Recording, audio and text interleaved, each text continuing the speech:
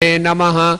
श्रीचैतन्यमनोभीष्टं स्थापितं येन भूतले स्वयं रूपा कदा मह्यं ददाति स्वपदान्तिकं। वन्देऽहं श्रीगुरो श्रीयुतपदकमलं श्रीगुरून् वैष्णवांश्च श्रीरूपं साग्रजातं सहगण रघुनाथान्वितं तं सजीवं साद्वैतं सावधूतं परिजनसहितं कृष्ण चैतन्यदेवं श्रीराधा कृष्णपादान् सहगण ललिता श्रीविशाखान्वितांश्च। हे कृष्णा करुणा सिन्धु दीनबन्धु जगत्पते गोपेश गोपिका कांत राधा कांत नमस्तुते। तप्त कांचन गौरांगी राधे वृंदावनेश्वरी वृषभानुसुते देवी प्रणमामि हरिप्रिये। वाञ्छाकल्पतरुभ्यश्च कृपा सिन्धुभ्येव च पतितानां पावनेभ्यो वैष्णवेभ्यो नमो नमः। जय श्री कृष्ण चैतन्य प्रभु नित्यानंद श्री अद्वैत गदाधर श्रीवासादि गौर भक्त वृंद। हरे कृष्णा कृष्णा कृष्णा हरे हरे हरे राम राम राम हरे हरे। नमो विष्णुपादाय कृष्ण पृष्ठाय भूतले श्रीमते भक्ति वेदांत स्वामी निति नामिने।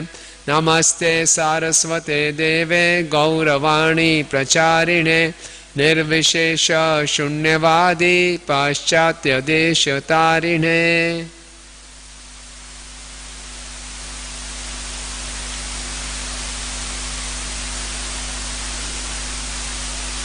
हरे कृष्णा। सब भक्तों का हार्दिक स्वागत है और सभी भक्तों को रामनवमी की बहुत बहुत शुभकामनाएं।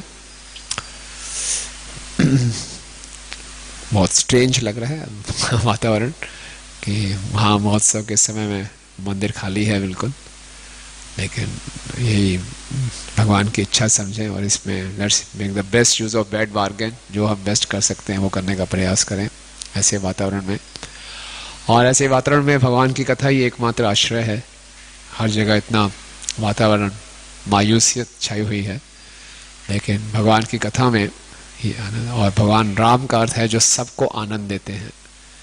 तो आइए भगवान राम की कथाओं में ही हम अपने हृदय को लगाएं और उनसे याचना करें कि हम अपने जीवन को सुधार सकें। और इन उत्सव का मुख्य उद्देश्य यही होता है कि हम भगवान से हमारी आसक्ति और बढ़े, रति और बढ़े, और भगवान का जो अपने विशेष भक्तों से प्रेम में आदान प्रदान है उससे हम प्रेरणा प्राप्त करें और हमारे हृदय में भी वो लालसा जागृत हो कि हम कब ऐसे भगवान से प्रेम कर पाएंगे। तो आज सुबह हमने चर्चा की थी कैसे भगवान प्रकट हुए, कैसे भगवान का नामकरण संस्कार हुआ और उन नामों के क्या मतलब थे भगवान राम, भरत, लक्ष्मण, शत्रुघ्न के।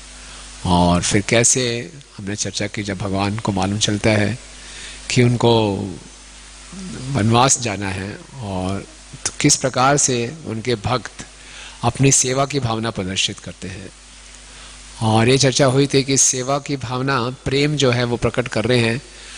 प्रेम के लिए वो कुछ भी त्यागने को तैयार हैं और कुछ भी लेने को तैयार है। तो बिल्कुल स्वार्थ रहित, जो मुख्य बात निकल के आई थी, बिल्कुल स्वार्थ रहित।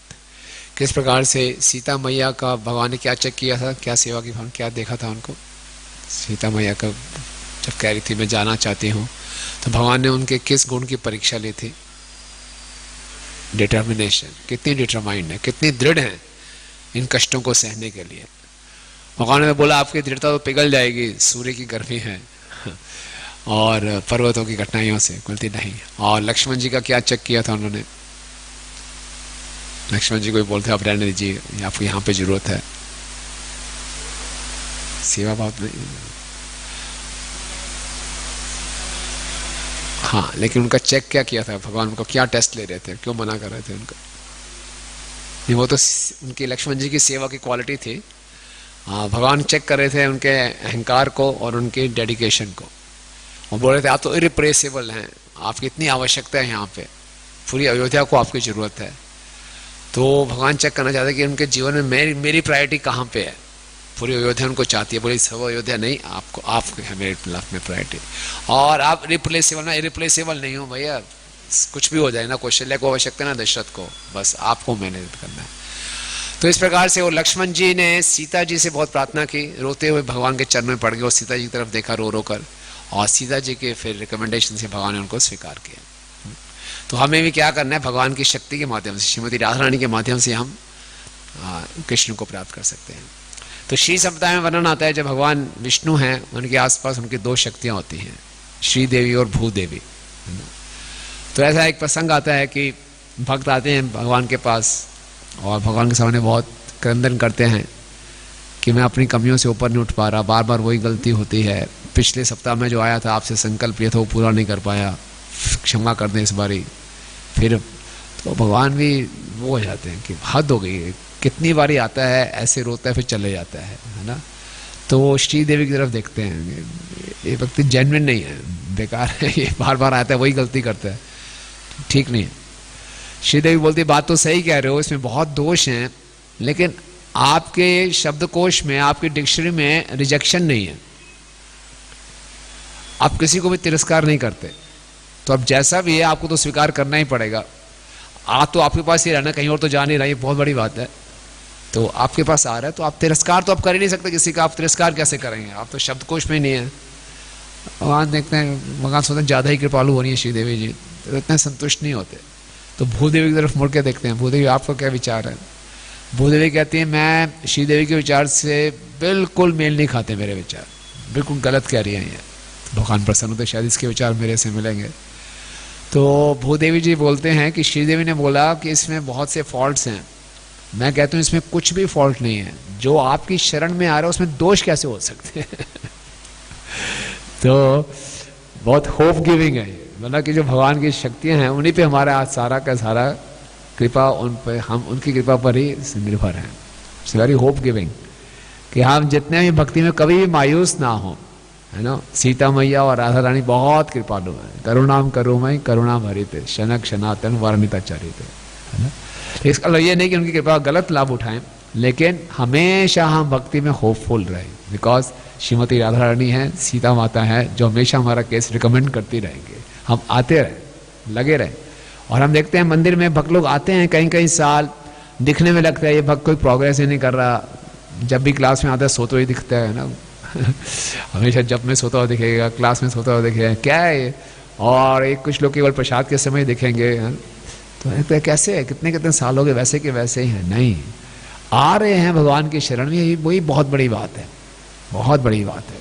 मनुष्य नाम शस्त्रेषु कश्चित् यति सिद्धे, कोई हजारों जगह में कोई भगवान की शरण में आता है।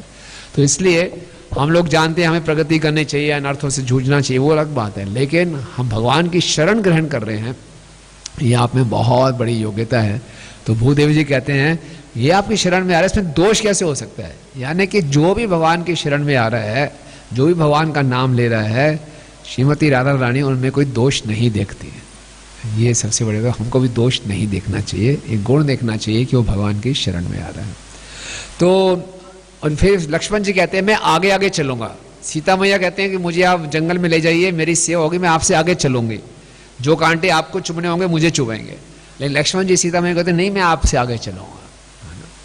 तो ये बहुत सुंदर बात है कि गुरु की कृपा से ही राधा कृष्ण के चरण प्राप्त होते हैं ना, निताई बिना राधा कृष्ण पाइते ना। तो इसलिए पहले हम गुरु की शरण में जाएंगे, उनकी रिकमेंडेशन से ही राधा कृष्ण के चरण मिलेंगे, सीता राम के चरण मिलेंगे। जैसे आगे जाके हम देखेंगे कि भगवान जब जाएंगे किष्किंधा में और सुग्रीव जी से वो संबंध बनाते हैं और सुग्रीव जी से एग्रीमेंट साइन होता है कि मैं आपकी मदद करूंगा वाली से आपको जिताने में, आप मेरी मदद कीजिए सीता को ढूंढने में। और भगवान के उत्साह बढ़ाने पे सुग्रीव जी जाते हैं, वाली से लड़ने, ललकारते हैं। और वाली को लगता है अरे सुग्रीव में इतनी हिम्मत कैसे हो गई, इतने सालों से चुपचाप बैठा था, अब मेरे को ललकारा। तो वाली बाहर आते हैं, युद्ध करते हैं और खूब पिटाई करते हैं सुग्रीव की। और देखते हैं भगवान आ ही नहीं रहे, और बेचारे बड़ी मुश्किल से जान बचा के भागते हैं, बहुत मुश्किल से जान बचा के भागते हैं। और आके राम से गुस्सा करते कि आए नहीं आप। राम बोले था मैं। बोले फिर आपने वाली का वध क्यों नहीं किया। बोले मुझे मालूम नहीं चलता, दोनों भाई एक जैसे लग रहे थे, मालूम ही नहीं चल रहा था कुछ। तो मैं अगर 3 मारता तो आप मर जाते। तो बोला हाँ ये बात तो ठीक है, क्या किया जाए। तो फिर भगवान ने लक्ष्मण जी को इशारा किया, क्योंकि जब पहले हनुमान जी मिले थे राम और लक्ष्मण से और उनको सुग्रीव के पास लेकर आए थे, तो सुग्रीव ने केवल राम जी को आदर दिया था, लक्ष्मण जी को आदर नहीं दिया था। ये गलती अक्सर हम कर देते हैं, राम जी को आदर दिया, उन्होंने सुग्रीव को आदर, लक्ष्मण जी को आदर नहीं दिया। और अब भगवान को दिखाना चाहते थे नहीं, बिना लक्ष्मण की कृपा के तुम्हारा उद्धार नहीं होगा। तो भगवान ने कहा, एक लता थी जिसमें सुंदर सुंदर फूल आए थे पीले रंग के। तो भगवान ने लक्ष्मण जी से कहा कि ये लता ले लीजिए फूलों वाली, ये बहुत शुभ दिखाई देती है, और इसका आप हार बना के सुग्रीव के गले में डालिए। और लक्ष्मण जी ने वो लता ली और सुग्रीव के गले में वो हार डाला। फिर सुग्रीव को लगा अच्छा ये हार है, बोले अब आप फिर से ललकारो। फिर से हिम्मत जुटा के सुग्रीव गए।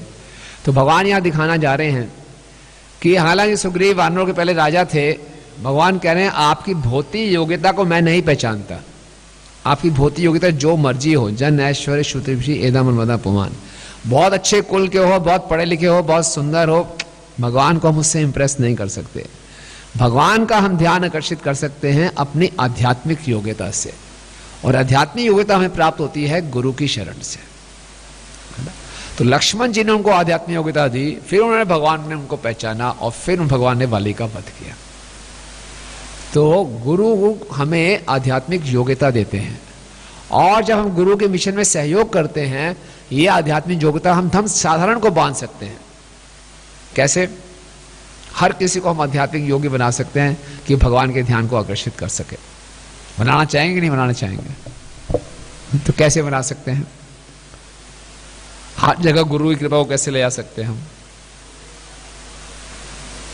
श्री करता प्रभु आप कर रहे हैं वो कैसे? हाँ हाँ, as it is, Bhagavad Gita as it is पुस्तक डिस्ट्रीब्यूशन करके, पुस्तक वितरण करके हम शिला प्रभुपाद की कृपा को सब जगह बांट सकते हैं। यानी हर किसी को हम आध्यात्मिक योग्यता बांट सकते हैं, और जिस किसी को आध्यात्मिक योग्यता बांटी जाएगी वो भगवान के ध्यान को आकर्षित कर सकता है। वो गुरु की, जैसे लक्ष्मण जी की कृपा प्राप्त हुई सुग्रीव को, और भगवान का ध्यान उन्हें आकर्षित किया, और भगवान ने फिर उनके वाली का वध किया। इसी प्रकार से गुरु की कृपा हम हर जगह बांट सकते हैं। श्रील प्रभुपाद जी की कृपा पुस्तक वितरण के रूप में, और पुस्तक वितरण करके कोई भी व्यक्ति भगवान के अपना आकर्षित कर सकता है। और ये हमने देखा है, ये प्रैक्टिकल हुआ है। ऐसे ऐसे लोगों के जीवन में बदलाव आया है जो बिल्कुल अंधकार में थे, लेकिन प्रभुपाद की पुस्तकें आने से भगवान के ध्यान को, भगवान की कृपा को उन्होंने आकर्षित किया। तो इस प्रकार से लक्ष्मण जी और सीता जी और राम जी इस प्रकार से चलते हैं। तो अब भगवान ने अपने वनवास की सूचना सीता जी को दे दी, लक्ष्मण जी को दे दी, और लोग उनके साथ हो गए, और भगवान निकल जाते हैं। पूरे के पूरे अयोध्यावासी ऐसे क्रंदन करते हैं, भगवान रथ पे हैं, सब के सब रथ के पीछे भागते हैं, और भगवान से ये देखा नहीं जाता तो भगवान रथ से उतर जाते हैं, है ना। और भगवान सबको आश्वासन दे रहे हैं। हर कोई दशरथ को बहुत उल्टे सीधे शब्द बोल रहे हैं, कि कई को उल्टे सीधे शब्द बोल रहे हैं, जय श्री श्री राधा राधिका रमन कृष्ण बलराम की जय, जगन्नाथ बलदेव सुभद्रा सुदर्शन की जय। लेकिन भगवान सबको सांत्वना दे रहे हैं, और भगवान सबसे अनुरोध कर रहे हैं कि आप दशरथ से सहयोग कीजिए। और इस प्रकार से देते हुए भगवान अयोध्या को छोड़ते हैं। और यहाँ पे पीछे दशरथ अपने प्राण त्याग देते हैं, और जब दशरथ प्राण त्याग देते हैं तो वशिष्ठ जी, भरत और शत्रुघ्न अपने अभी नाना जी के यहीं पे हैं, कैकेयी राज्य में हैं। तो वशिष्ठ भेजते हैं अपने दूतों को अयोध्या से कि आप उनको लेकर आइए, और उनको ये मत बताना कि राम वनवास चले गए हैं और दशरथ उनके पिता की मृत्यु हो गई है, और बहुत से उपहार लेके जाओ। तो ये सब लोग जाते हैं, बहुत तीव्र गति से घोड़े दौड़ा के पहुंचते हैं।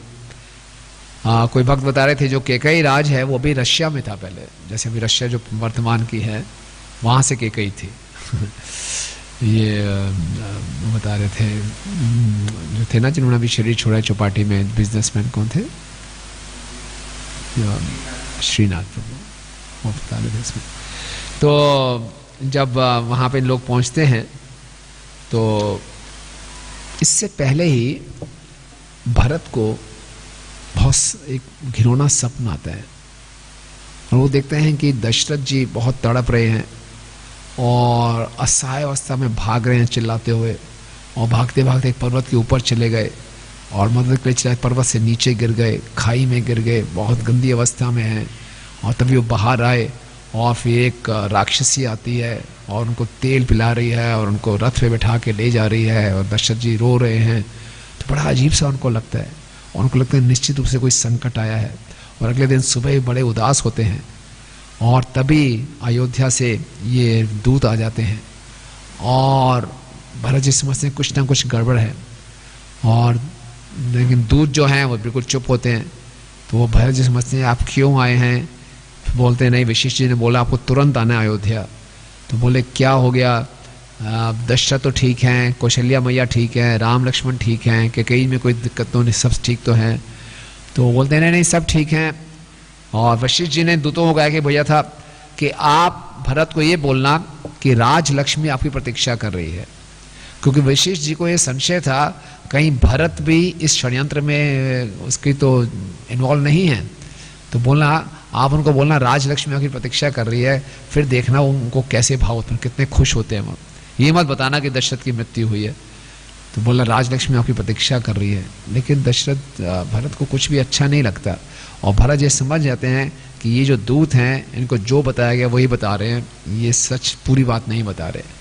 तो फिर भी सबसे वो विदा लेते हैं और उनको बहुत सारे उपहार दिए जाते हैं, हाथी, घोड़े, सोने की मोहरें, तरह तरह के उपहार दिए जाते हैं। और भरत और शत्रुघ्न रथ में आके आते हैं और अब उनको वहाँ से यहाँ पहुँचने में लगभग 8 दिन लग गए। कहा जाए जब दूध खाली गए थे तो उनको आधे दिन में 4 दिन में पहुँच गए थे, वापसी आने में 8 दिन लगे। और भरत जी की चिंता बढ़ती जा रही है और आखिरी दिन था, उन्होंने शत्रुघ्न को बोला आप सारे रथ लेके आना। वो अलग से रथ पे बैठ के जल्दी से आए और जल्दी से वो पहुँचे। जैसे ही अयोध्या के बॉर्डर में पहुँचते हैं तो देखकर हैरान हो जाते हैं, पूरा का पूरा शहर मायूसी में डूबा हुआ। और वो अपने साथी से पूछते हैं क्या ये सही शहर में आ गए हम? जो अयोध्या में उत्साह था, लोगों में चहल पहल थी, वो नज़र नहीं आ रही और सब जगह एक उदासी का वातावरण है और पेड़ों से पत्ते गिरे हुए हैं बिना मौसम के और सब जगह लोग बड़े डरे हुए संशय में हैं। तो भरत जी को ठीक नहीं लगता, चारों तरफ कौवे गिद्ध घूम रही हैं। तो ऐसा मायूसी का वातावरण देखिए भरत जी को बड़ी संशय होती है। और जब अपने महल में प्रवेश करते हैं अपने पिताजी को मिलने, देखिए दशरथ वहाँ पे है नहीं, तो ढूंढते ढूंढते कैकेयी के महल में जाते हैं। और जैसे ही कैकेयी को मालूम चलता है कि भरत आ गए हैं, कैकेयी बड़ी खुश होकर उनका स्वागत करती है, उनके सर को चूमती है। तो भरत को बड़ा अजीब सा लगता है, पूरे देश का वातावरण एक तरफ राज्य का और कैकेयी इतनी खुश है। उसको ऐसा लग रहा था जैसे कैकेयी उस आदिवासी स्त्री की तरह है जो पूरे जंगल में आग लगा के खुश है। तो बड़े इतनी खुश कैसी है? तो उन्होंने बोला कि माता जी क्या है, पिताजी कहाँ पे हैं? कौशल्या के साथ हैं, कहाँ पे हैं? और सब वातावरण बड़ा अजीब सा है। तो कैकेयी कहती है हाँ जो पिताजी हैं वो तो यद गति सर्वभूतानाम तद गति मते पिता गता। बड़े कैजुअली बोलती है जो गति सब जीवों की होती है वो भी मृत्यु को प्राप्त हो गए हैं। मृत्यु को प्राप्त हो गए हैं? भरत जी एकदम जमीन पे गिर जाते हैं, मृत्यु को प्राप्त हो गए हैं। और बोले कि मृत्यु को प्राप्त हो गए, लेकिन ऐसे थोड़ा रोना शुरू कर देते हैं। और कैकेयी बड़े आराम से फिलॉसफी बोल रही है, रोने का कोई फ़ायदा नहीं, जिसको जाना है वो चला ही जाता है, रो के कोई वापस तो आएगा नहीं, तुम चिंता मत करो। तो भरत जी को सारे शब्द बड़े चुभ रहे हैं, क्या है कैसा? फिर भरत जी रोते रोते बोलते हैं कि दशरथ ने शरीर छोड़ दिया और राम साथ में होंगे, कितने सौभाग्यशाली हैं कि राम साथ में थे और निश्चित रूप से अब राम ही राज्य को संभालेंगे। और मेरी तो एक ही इच्छा है कि मैं राम के हाथ का एक उपकरण बन जाऊं, एक इंस्ट्रूमेंट बन जाऊं, है? ऐसी बात भरत जी कह रहे हैं। तो देखिए जो लक्ष्मण जी थे, लक्ष्मण जी कह रहे थे राम का कि मैं आपका सेवक हूँ, और भरत जी क्या कह रहे हैं, मैं आपका एक हाथ का एक उपकरण हूँ, है ना? ये कह रहे हैं मैं सर्वेंट है, एक बोले इंस्ट्रूमेंट हूँ। क्या डिफरेंस होगा दोनों में? लक्ष्मण जी कह रहे हैं कि मैं तो आपका सेवक हूँ मैंने आपकी सेवा करनी है, अयोध्या जंगल में जाऊंगा, मैं आपके लिए कंद मूल लाऊंगा, आपके लिए कुटिया बनाऊंगा। और भरत जी बोले नहीं, मैं तो आपके हाथ का एक उपकरण हूँ, मैं तो राम का एक इंस्ट्रूमेंट बनूंगा। तो दोनों में कुछ डिफरेंस हो सकते हैं।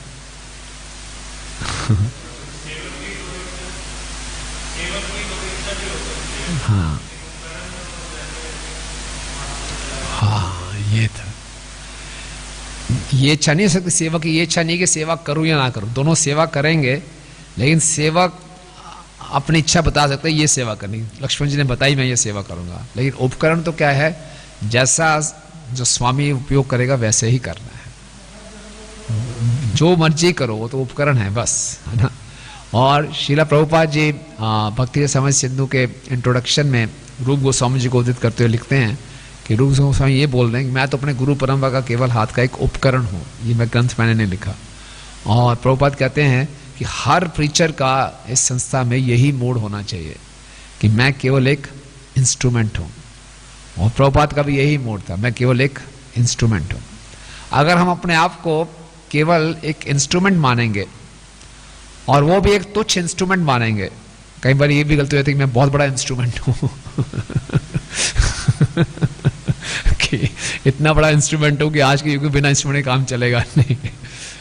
एक अपने आप को बहुत ही तुच्छ मानो और एक इंस्ट्रूमेंट मानो तो भगवान की अचिंत्य शक्ति हमें मिलती है ना। और ये हम सबके जीवन में दे सकते हैं।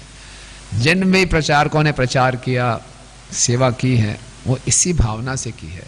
और हम भगवान की एम्पावरमेंट को, अचिंत्य शक्ति को ऐसे ही आकर्षित कर सकते हैं, अपने आप को तुच्छ मानना और केवल इंस्ट्रूमेंट मानना बस। और ये भावना लाना बहुत कठिन है, इतनी आसान नहीं है। हमारा जो मिथ्या अहंकार है बार बार बीच में बोलेगा नहीं आपने ही किया, ये सब आपने ही तो किया है, कृपा भी है लेकिन आपने बहुत कुछ किया है। लेकिन अपने को केवल इंस्ट्रूमेंट मानना और इनसिग्निफिकेंट मानना, है ना। तो इससे हमें बहुत सी शक्तियाँ प्राप्त होती हैं। जो अकरणीय कार्य में हैं वो करणीय हो जाते हैं ना। देखते हैं प्रभुपाद के शिष्यों ने कितने बड़े बड़े कार्य कर दिए। क्यों? केवल अपने आप को इंस्ट्रूमेंट मानने, तो इनसिग्निफिकेंट। 3 गृहस्था कपल्स गए, पूरे लंदन में प्रचार शुरू कर दिया, इतना बड़ा धमाका मचा दिया। किसी को कहीं भी भेज देते थे प्रभुपाद और वो धमाका हो जाता था। क्यों? और प्रभुपाद ने खुद कितने ऐसे हरे कृष्णा एक्सपोजर हुए। क्यों? अपने आप को बिल्कुल इनसिग्निफिकेंट माना और अपने आप को केवल इंस्ट्रूमेंट माना। तो भरत जी का ये मानसिकता, और ये जो मानसिकता है इसको पारतंत्रियम बोलते हैं। मैं बिल्कुल परतंत्र हूं, बिल्कुल राम के हाथ का एक इंस्ट्रूमेंट हूं, जैसा यूज करेंगे मैं कर लूंगा, पूर्ण रूप से आज्ञाकारी। तो फिर भी भरत ने पूछा माँ से, बट माँ ये बताओ क्या हुआ, क्या था? वो बीमार पड़ गए थे, क्या हुआ? उन्होंने शरीर छोड़ दिया। और जो महान लोग होते हैं उनकी आखिरी वाणी, उनके निर्देश बहुत महत्वपूर्ण होते हैं। तो अंतिम समय में क्या निर्देश दिए थे, क्या बोल रहे थे वो? कि कई बड़े मैटर ऑफ फैक्ट बोल रहे थे, ओ राम, ओ लक्ष्मण, कोई भाग्यशाली होगा जो तुम्हें वापस देख पाएगा। बोले क्या? राम और लक्ष्मण कहाँ चले गए वो? बोले राम, लक्ष्मण और सीता सब वनवास चले गए, मृग छाल डाल के और बड़े बड़ी चटाएं बना के वनवास चले गए। राम वनवास चले गए? क्या हो गया राम को? क्या राम ने कोई अपराध कर दिया था? क्या किसी ब्राह्मण का सामान चुरा लिया था, या किसी दूसरे की पत्नी पे गलत नजर डाली थी? कौन सी मर्यादा भंग की थी राम ने? तो भरत ये दिखा रहे हैं, हालांकि मैं राम से बहुत प्रेम करता हूं, अगर राम ही कुछ गलती करेंगे तो मैं उनको भी त्याग दूंगा। इतने सिद्धांतों वाले व्यक्ति थे भरत। अच्छा, राम ने को वनवास दिया, कुछ अपराध जरूर किया हो। क्या अपराध किया था? क्योंकि बोलते हैं नहीं नहीं, राम कहाँ अपराध करेंगे, राम तो हमेशा मर्यादा में ही रहते हैं। वो तो मेरी चाल थी, मैंने तुझे राजा बनाना था, इसलिए मैंने राम को वनवास भिजवाया।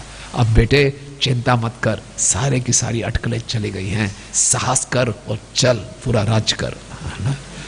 भरत ने जब ये सुना, भरत इतनी जोर से चिल्लाए, पहले रो रहे थे तो कैकेयी आगे उस पर यहाँ गली, चल बेटा उठ, जोर से धकेला अपनी माँ को, इतनी जोर से चिल्लाए पूरे महल में गूंज हो गई।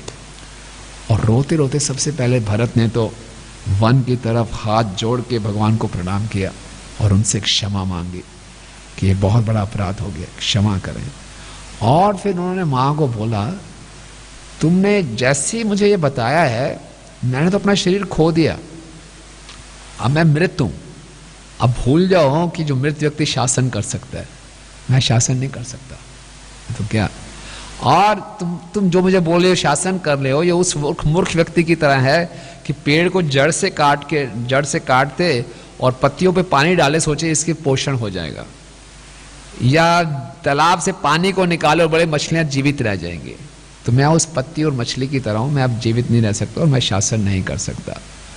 और मैं बोला, और मैं देखूंगा कि तुम्हारी जितनी योजनाएं हैं वो उल्टी होंगी। मैं वनवास में जाऊंगा और राम यहां शासन करने आएंगे। भरत ऐसा बोल रहे हैं। और फिर उन्होंने कहा उनको कि मेरी तो इच्छा ये हो रही है कि मैं तुम्हें अभी घर यहां से बाहर निकाल दूं, लेकिन मैं इसलिए नहीं निकाल रहा क्योंकि राम तुमसे प्रेम करते हैं, है ना, और राम को ये मालूम चलेगा तो उनको अच्छा नहीं लगेगा। तो भरत देखिए, भरत के अंदर इतने इमोशंस आ रहे हैं, इतना क्रोध आ रहा है, लेकिन ऐसी अवस्था में भी वो कैसे अपने जीवन के निर्णय ले रहे हैं। भरत हमें सिखा रहे हैं कैसी भी अवस्था क्यों ना हो, हमें अपने जीवन का निर्णय ये लेना चाहिए, डिसीजन मेकिंग इस ढंग से करनी चाहिए कि भगवान राम इससे प्रसन्न होंगे कि नहीं होंगे, है ना। उनको अच्छा नहीं लग रहा था कि कहीं यहाँ पे है, वो चाहते थे कि कहीं को बाहर निकाल दो, लेकिन अपनी लाइकिंग डिसलाइकिंग का मतलब ये नहीं है भगवान को क्या पसंद आएगा, ये सोचकर वो रुक गए। फिर उन्होंने कैकेयी से बोला कि तुम कैसे चाहती हो कि मैं इस पे राज्य को संभाल लूं? अगर मैं अब राज्य को संभालूंगा तो लोग बोलेंगे मैंने ही दशरथ को मरवाया, मैंने ही राम को वनवास भिजवाया, तो कैसे हो सकता है ना। तो कोई कह सकता है कि भरत जी बड़े रेपुटेशन कॉन्शियस हैं, इमेज कॉन्शियस हैं कि उनकी इमेज खराब हो जाएगी। नहीं, ये इमेज कॉन्शियसनेस नहीं है।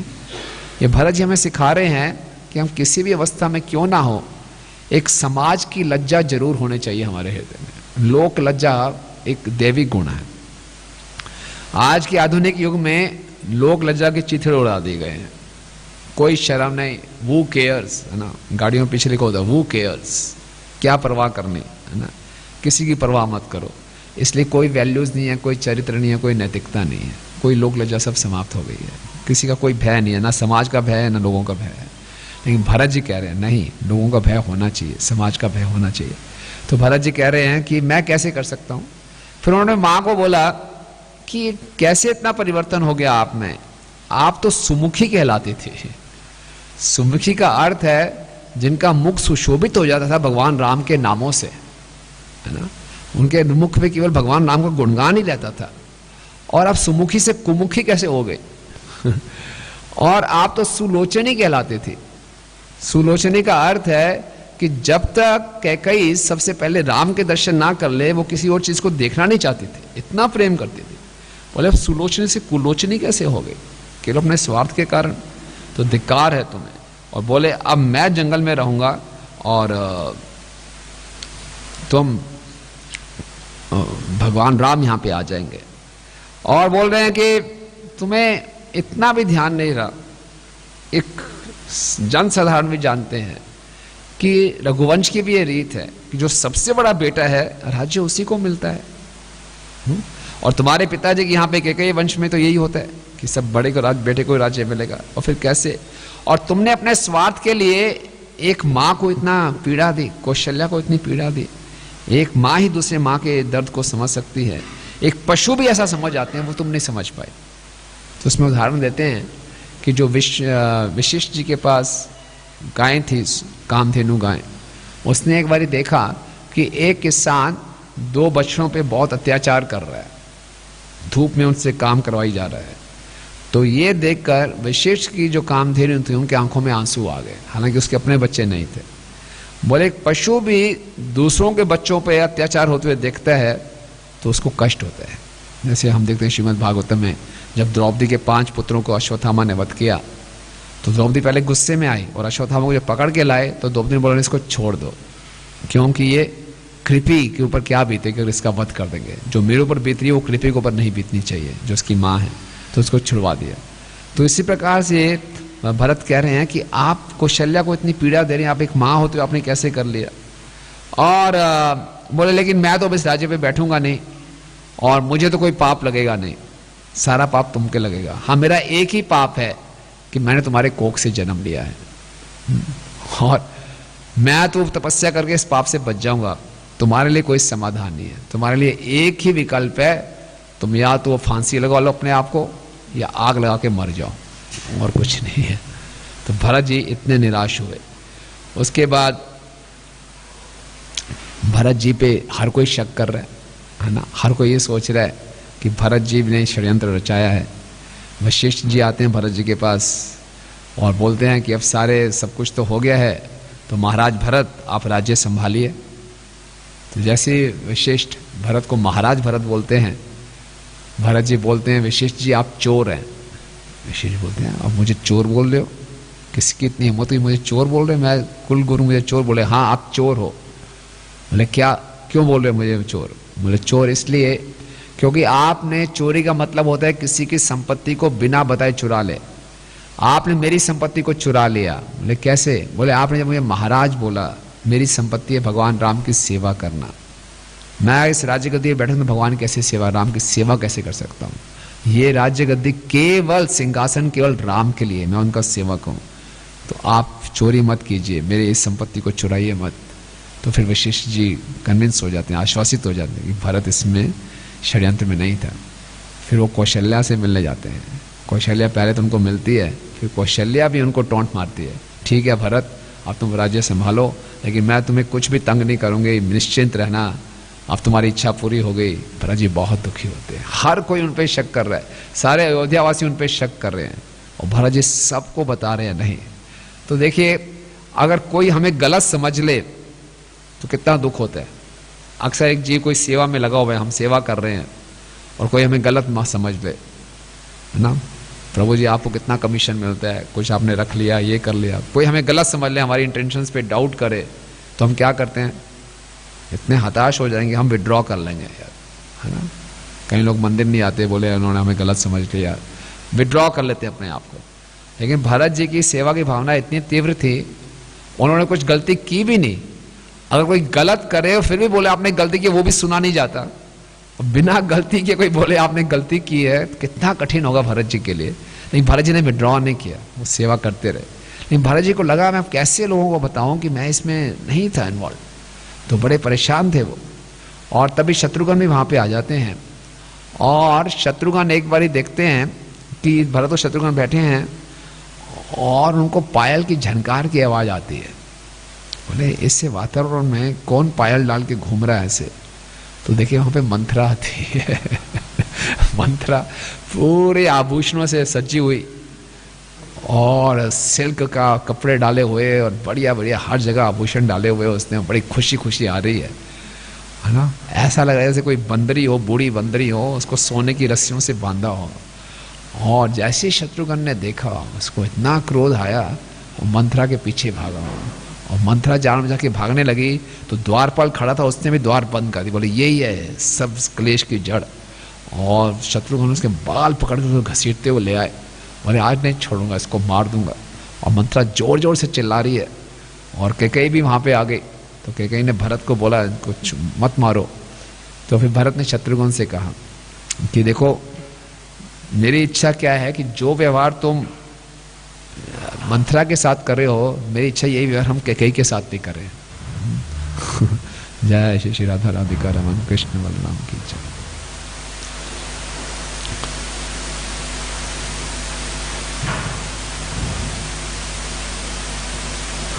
जय जगन्नाथ बलदेव सुंदर। तो बोले मेरी तो ये इच्छा है कैकेयी के साथ भी यही व्यवहार करो, लेकिन हम एक स्त्री को ऐसे मार नहीं सकते, राम को मालूम चलेगा तो राम को अच्छा नहीं लगेगा, इसलिए छोड़ दो। तो हर जगह भरत ये देख रहे हैं कि राम को क्या अच्छा लगेगा। तो मंथरा को छुड़वा दिया, मंथरा जाती है कैकेयी के पास, कैकेयी उसको संभालती है। और अब तक कैकेयी भी जब इतनी बातें, कठोर बातें सुनती है, कैकेयी का भी हृदय पिघल जाता है और कैकेयी को भी लगता है कि मैंने गलती की है। अब भरत जी चाहते हैं कि सबको लेकर हम चलते हैं और राम को वापस बुलाते हैं। जब सभी अयोध्यावासी सुनते हैं बड़े खुश होते हैं बोले सबको ले चलेंगे। तो भरत जी पूरे अयोध्यावासियों को इकट्ठे करते हैं, सड़कें बनवाते हैं, पूरी सेना की सेना इकट्ठी करते हैं, पूरे अयोध्यावासी, उनकी पूरी सेना, बहुत से रथ, घोड़े, हाथी, और कौशल्या, सुमित्रा कह बोलती मैं भी चलूँगी, चलो भरते हैं आप भी चलो, सबको लेकर चलते हैं। भरत जी ने सोचा मैं अकेले जाऊँगा तो हो सकता है राम ना माने, पूरे अयोध्यावासियों को ले जाऊँगा तो फिर राम शायद मान जाएंगे, राम जरूर मानेंगे। और यही देखते हैं कि सत्संग में शक्ति है, संकीर्तन में शक्ति है ना। पूरे भक्तों के साथ गए तो संकीर्तन में क्या लाभ होता है, जब हम इकट्ठे होकर भगवान के पास जाते हैं तो किसी के पास कुछ योग्यता भी नहीं है, कम से कम योग्यता भी है, लेकिन क्योंकि वो सब भक्तों के साथ गया तो भगवान उसको भी स्वीकार कर लेते हैं, है ना। सबके सब एप्लीकेशन आ रहे भगवान चलो, तो सबसे कम योग्यता वाला व्यक्ति है वो भी संघ में जाता है तो उसकी भी सुनवाई हो जाती है, क्योंकि भगवान तो सबको पकड़ने जो मोस्ट क्वालिफाइड है वो भी इसमें होगा, उनके साथ चल के हमारा भी उद्धार हो जाता है। तो ये संकीर्तन आंदोलन की शक्ति है। तो सबको लेकर साथ में गए और भरत जी के रास्ते में फिर भरद्वाज मुनि से मिलते हैं, उनसे पूछते हैं, वो भी उन पे शक करते हैं, बोले क्यों भरत, क्यों जा रहे हो राम के पास सेना लेकर, चिंता है कि राम वापस ना आ जाए। फिर रोते हैं, नहीं मेरी ये इच्छा नहीं है, मुझे गलत मत समझो, मुझे बताइए राम किस दिशा में गए, मैं उनको वापस लेने आया हूँ। तो बार बार भरत जी की परीक्षा हो रही है और बार बार भरत जी इसको सहन कर रहे हैं और आगे बढ़ रहे हैं ना। और फिर वो बताते नहीं इस दिशा में गए, चित्रकूट की दिशा में। फिर गुहा मिलते हैं रास्ते में, फिर गुहा भी यही बोलते हैं, अरे अभी भी तुम्हारा मन नहीं भरा, बाहर निकाल के अभी मेरे स्वामी पे तुम आक्रमण करने जा रहे हो। बोले नहीं भैया ऐसा कुछ नहीं है। और फिर जब जाते हैं तो लक्ष्मण, राम और सीता जी बैठे हैं, तो उनको आवाज़ आ रही है घोड़ों की, हाथियों के चलने की, रथ के चलने की। तो लक्ष्मण पेड़ पर चढ़कर देखते हैं और देखते हैं उनके रघुवंश का रथ आ रहा है और झंडे दिखाई दे रहे हैं, पूरी सेना दिखाई दे रही है, भरत जी दूर से दिखाई दे रहे हैं। बोले राम भरत आ रहा है पूरी सेना के साथ, लगता है अभी उसका दिल नहीं भरा, उसको आपसे भय है और वो तुमको मारने आ रहा है, बस तुम मुझे आ गया तो यहीं पे मैं अकेले पूरी सेना को ध्वंस कर दूंगा। राम बोल रहे क्यों गुस्से में आ रहे हो आना, भरत ऐसा नहीं करेगा, क्योंकि भरत ने मुझसे उतना ही प्रेम करता है जितना आप करते हो। फिर भी लक्ष्मण जी संतुष्ट नहीं हो रहे। तो भगवान राम ने कहा, भरत तुम क्यों, लक्ष्मण तुम क्यों भरत से क्रोध कर रहे हो, क्या भरत ने आपके प्रति कोई अपराध किया है? अगर किया तो उसको क्षमा कर दो, हम सब भाई हैं। लेकिन मुझे लगता है जंगल में तुम मेरी सेवा करते करते ज़्यादा चिढ़ गए हो, अगर ज़्यादा तकलीफ हो रही है तो भरत को मैं यहाँ रख लूँगा, तुम जाना राज्य करना आराम से। तो ये जब सुना तो लक्ष्मण जी का थोड़ा क्रोध शांत हुआ। और उसके बाद जब भरत वहाँ पे आते हैं और भरत से तो चला ही नहीं जा रहा, और भरत कभी नीचे गिर रहे हैं, उठ रहे हैं, रोते हैं, बहुत उत्सुक हो रहे हैं भगवान से मिलने के लिए। और जब वो भगवान सीता राम को देखते हैं कि मृग छाला डाली हुई है, जटाएं बनाई हुई हैं, तो बहुत दुख होता है उनको और भगवान से मिलते हैं। आज भी चित्रकूट में वो स्थान है जहाँ राम और भरत का मिलाप हुआ और दोनों मिलके रोते हैं खूब। और जब दोनों मिलते हैं, आलिंगन करते हैं, राम फिर लक्ष्मण की तरफ देखते हैं, देखा कितना प्रेम करते हैं मुझसे। और फिर जब राम पूछते हैं भरत से कि पिताजी कैसे हैं, और बोलते हैं पिताजी ने शरीर छोड़ दिया, तो राम भी मूर्छित हो जाते हैं, बहुत क्रंदन करते हैं। उसके बाद भरत जी बहुत प्रयास करते हैं भगवान राम को वापस ले जाने के लिए। भगवान राम बोलते हैं नहीं, हमारे पिताजी की अंतिम इच्छा थी। तो भरत बोलते हैं कोई बात नहीं, अंतिम इच्छा ये थी तो मैं जंगल में रुक जाता हूँ, आप राज्य करने चले जाइए। भगवान ने बोला ऐसा नहीं होता, हम अपने कर्म एक्सचेंज नहीं कर सकते, मेरे कर्म मेरे हैं। भगवान एक साधारण व्यक्ति की तरह बोल रहे हैं, आपके कर्म अलग है, मैं यहीं, जो पिताजी की इच्छा है वो मेरे लिए थी, मैं यहीं रहूँगा। तो भरत जब इतना प्रयास कर लेते हैं, लेकिन राम अपने कर्तव्य निष्ठ हैं कि जो मुझे आज्ञा मिली उसका पालन करूँगा, तो विशिष्ट मुनि प्रयास करते हैं और सभी ऋषिगण प्रयास करते हैं, तब भी भगवान राम मानते नहीं हैं। तो ऐसी परिस्थिति में भरत सोच सकते थे बहुत ट्राई कर लिया, मैं यहाँ तक आ गया, मना लिया, नहीं है ठीक है चलो अब मेरे भाग्य में राज्य, मैं राज्य भोगता हूँ, नहीं, भरत तब भी ये नहीं सोच रहे। ये देखिए राम के इस रामायण के हर एक चरित्र में सेवा करने की भावना कितनी तीव्र है, और हृदय से सब सेवा कर रहे हैं, केवल औपचारिकता के लिए नहीं। हृदय से भरत चाहते थे कि नहीं मैं इस योग्य नहीं हूँ कि मैं राज्य करूँ। तो बोले अभी राम नहीं मान रहे, तो वो पृथ्वी पर बैठ के आसन लगा के बोलो अब मैं उपवास करूंगा जब तक आप वापस नहीं चलाएंगे, बस खत्म बात, उपवास करूंगा। राम जी सोचते रहे कुछ देर, तो बोले ठीक है भरत, मैं तुम्हारी बात मान जाता हूँ। भरत बड़े उत्साहित हो गए, बोले ठीक है मैं तुम्हारी बात मान जाता हूँ, मैं सारा राज्य संभालता हूँ। और मैंने राज्य संभाला और अब मैं राजा बन के सारा राज्य तुम्हें देता हूँ, जाओ। मैंने राज्य तुम्हें दे दिया, अब भरत के पास कोई विकल्प ही नहीं है। बोले मैंने राज्य ले लिया, अब तुमको दे दिया, अब तुम जाओ, मैं यहाँ पे अपनी इच्छा से दे रहा हूँ तुमको लेने। तो भरत जी बड़े परेशान हो गए, अब उनके पास कोई विकल्प नहीं था। मैंने ठीक है राम, आपकी ये इच्छा है, लेकिन मैं राज्य नहीं करूँगा, राज्य तो आप ही करेंगे, तो आप मुझे अपनी पादुकाएँ दे दीजिए। तो फिर भगवान राम उनको अपनी पादुकाएँ देते हैं और भरत जी पादुकाएँ लेकर आते हैं और राज्य सिंहासन पर रखते हैं। और 14 वर्ष तक भरत जी ने शासन नहीं किया। और भरत जी ने क्या किया, नंदीग्राम में जाकर वही जटाएं रखी उन्होंने, वही मृगछाल डाली, और जैसे भगवान राम पृथ्वी पे सोते थे उससे भी नीचे स्तर करके वो उसमें विश्राम करते थे और प्रतिदिन आते थे, शासन करते थे। तो देखते हैं यहाँ पे वो पूरी अपनी रिस्पॉन्सिबिलिटी, अपने कर्तव्य को निभा रहे हैं, लेकिन अपने अधिकार की कोई उनको चिंता नहीं है। ये भरत जी का चरित्र था। और उसके बाद 14 वर्ष तक उन्होंने बोला एक दिन भी लेट हुए तो मैं फिर शरीर त्याग दूंगा। तो क्या होता है फिर, भगवान राम पहले हनुमान जी को भेजते हैं। भगवान राम फिर से चेक करते हैं कहीं ऐसा तो नहीं है कि भरत जी का हृदय बदल गया और 14 साल लंबा समय है, अब राज्य करते करते उनको अंदर कुछ इच्छाएं आ गई हों। तो भगवान बोले हनुमान जी जाइए, बताइए और देखिए भरत जी को कैसा महसूस होता है। तो जैसे हनुमान जी आते हैं वहाँ बताते हैं, भरत जी बहुत उत्साहित हो जाते हैं, सारी तैयारियां करनी शुरू कर देते हैं कि भगवान राम वापस आ रहे हैं। तो फिर हनुमान जाके ये संदेश देते हैं। तो इसके बाद भगवान आते हैं।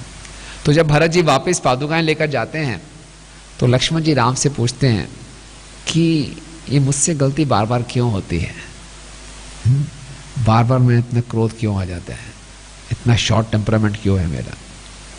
तो भगवान राम बोलते हैं कि लक्ष्मण तुम बहुत भावुक हो, बहुत इमोशनल हो। तो लक्ष्मण पूछते हैं क्या इमोशनल भावुक होना गलत है। तो राम जी बड़ी सुंदर बात बोलते हैं, नहीं, जो भावुकता है, इमोशंस हैं, वो तो हमारे आभूषण हैं। तो फिर कहाँ गलती कर रहे हो। बोले गलती ये कर रहे हो कि इन इमोशंस का गलत उपयोग कर रहे हो। इन इमोशंस का उपयोग अपने निम्न प्रकृति को जागृत करने के लिए कर रहे हो, लोअर नेचर को। इन इमोशंस का उपयोग करना है हायर नेचर के लिए, यानी कि इमोशंस लाने हैं राम की सेवा के लिए और भक्ति के लिए। इमोशंस तो चाहिए ही चाहिए, लेकिन इसको हायर नेचर के लिए, ना कि लोअर नेचर के लिए।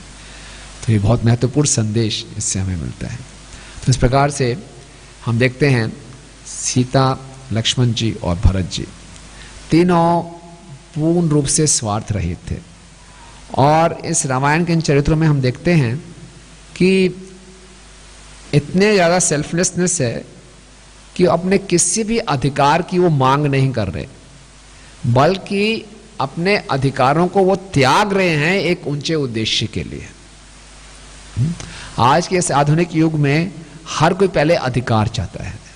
आज सारे के सारी जो लड़ाइयाँ हो रही हैं, घर घर में हैं, 2 देशों में हैं, 2 राज्यों में हैं, हर कोई अपने अधिकार चाहता है, कोई अपने कर्तव्यों पे ध्यान नहीं दे रहा। लेकिन रामायण के चरित्र दिखा रहे हैं, इतने उच्च चरित्र हैं कि वो अपने अधिकारों को त्याग रहे हैं एक ऊंचे उद्देश्य के लिए। भगवान राम का राज्याभिषेक होना है, वो सबसे ज्येष्ठ पुत्र हैं, उनका एक अधिकार था अयोध्या के राज्य को संभालना। और दशरथ जी वृद्ध व्यक्ति हैं, उनको अस्त्रेल बोला गया, वो अपने सुंदर पत्नी के वश में होकर ऐसे उल्टा सीधा उन्होंने वरदान दे दिए। तो राम जी बोल सकते हैं क्या चक्कर है, पूरी प्रजा मेरे साथ है, पूरे मंत्रीगण मेरे साथ हैं, मेरा अधिकार है, मैं क्यों छोड़ूं राज्य को, मैं तो लूंगा ही लूंगा। लेकिन क्या किया, उस अधिकार को उन्होंने छोड़ा एक ऊंचे उद्देश्य के लिए। सीता जी बोले क्या इसलिए विवाह करके लाए थे मुझे, मैंने तो अयोध्या के राजपुत्र से शादी किया था, विवाह किया था, अब मैं जंगल में क्यों जाऊं। वो तो जनक जी को तुरंत बुला लेती, जनक जी मीटिंग करते दशरथ जी के साथ, क्या हो रहा है मेरी बेटी के साथ, हमने तो अपने बेटे को राजकुमार को दिया था, बेटी को ही क्या हो रहा है ना। नहीं, सीता जी ने भी कोई प्रोटेस्ट नहीं किया, अपने अधिकारों को त्यागा एक ऊंचे उद्देश्य के लिए, है ना। सबका आप देख लीजिए, लक्ष्मण जी को जरूरत नहीं थी वहां जाने की, लक्ष्मण जी पीछे टिक जाते, उनका भी अधिकार था, उसको त्यागा एक ऊंचे उद्देश्य के लिए।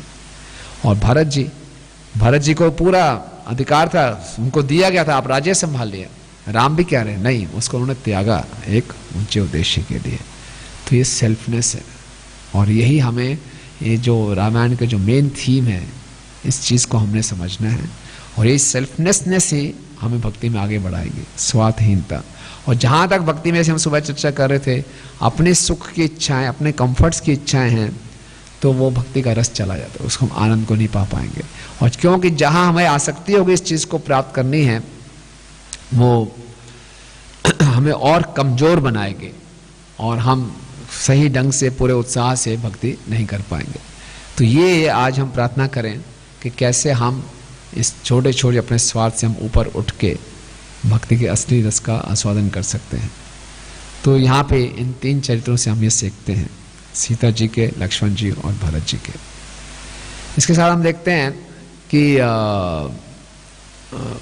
जब भगवान राम फिर आगे जाते हैं चित्रकूट से, फिर आगे जाते हैं दंडकारण्य की तरफ, तो एक और भक्त एक सुंदर सेवा का भाव प्रकट करते हैं, जो कि मनुष्य योनि में नहीं है, वो हैं जटायु, है ना।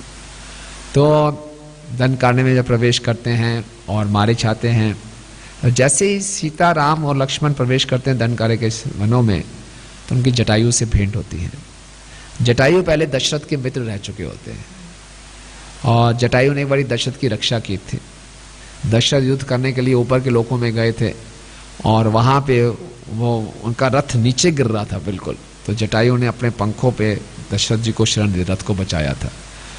तो जटायु दशरथ के मित्र थे, और जब जटायु ने पूछा राम और सीता से आप कौन हैं, और राम जी ने बताया कि मैं दशरथ नंदन हूँ, तो बहुत प्रसन्न हुए और बोला कि मैं कभी कोई भी आवश्यकता हो, मैं यहाँ पे इस जंगल में रहता हूँ और मैं आपकी रक्षा करूँगा।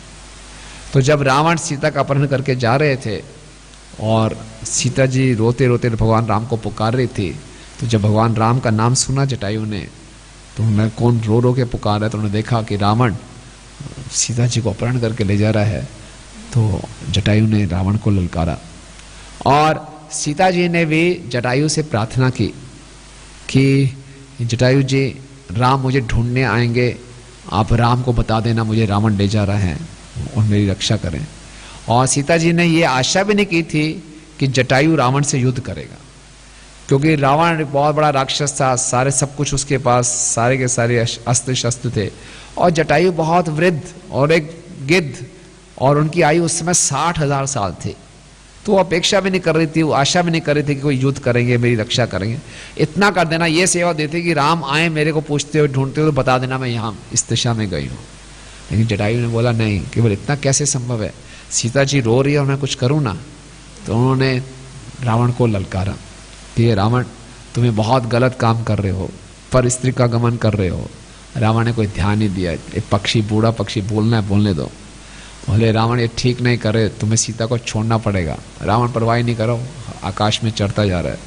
जटायु ने बोला ठीक है, मैं बहुत वृद्ध हूँ और तुम युवा हो, लेकिन फिर मैं तुम्हें युद्ध के लिए ललकारता हूँ। और जटायु ने आक्रमण करना शुरू कर दिया रावण के ऊपर। रावण अभी तक उनको बहुत लाइटली दे रहा था, क्या है पक्षी क्या कर पाएगा।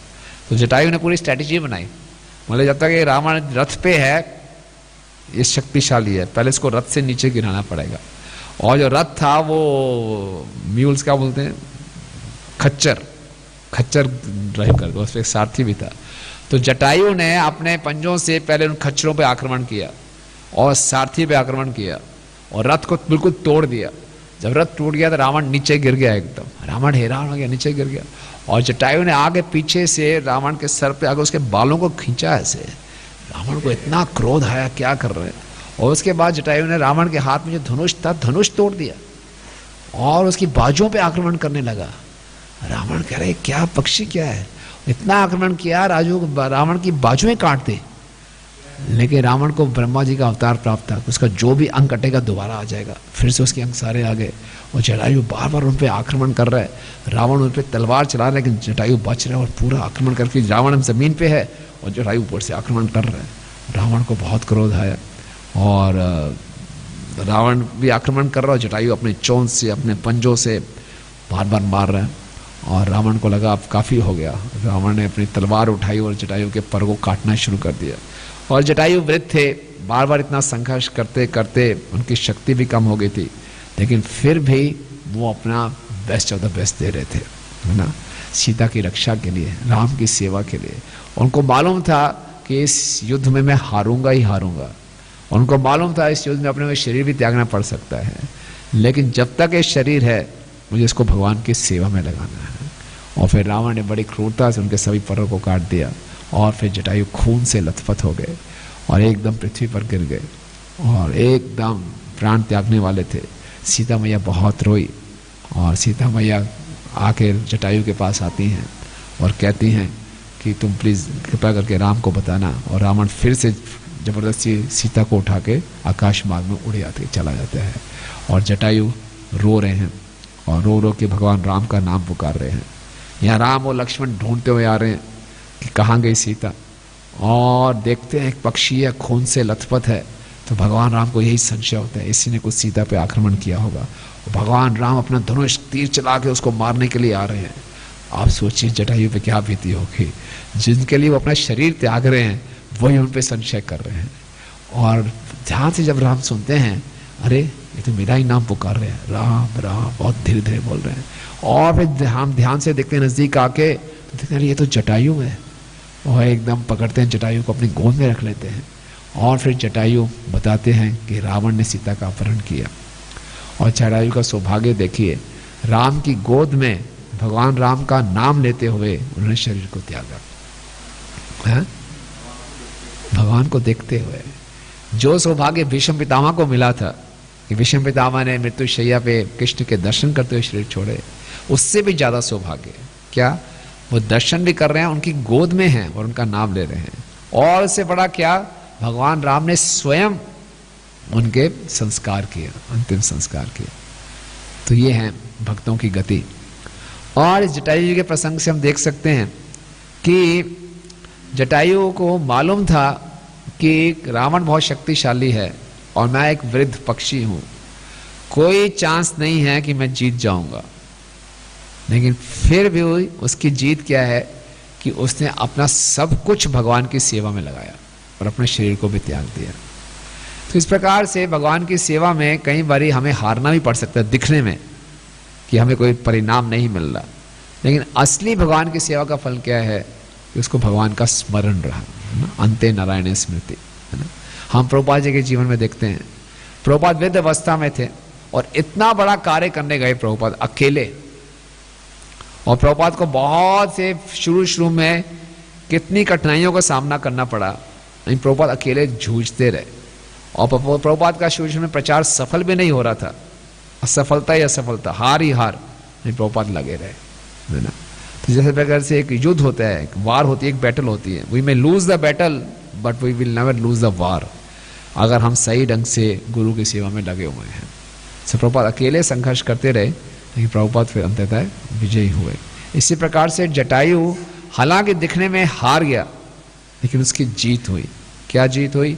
भगवान राम का स्मरण करते हुए भगवान राम की गोद में उसने शरीर छोड़ा।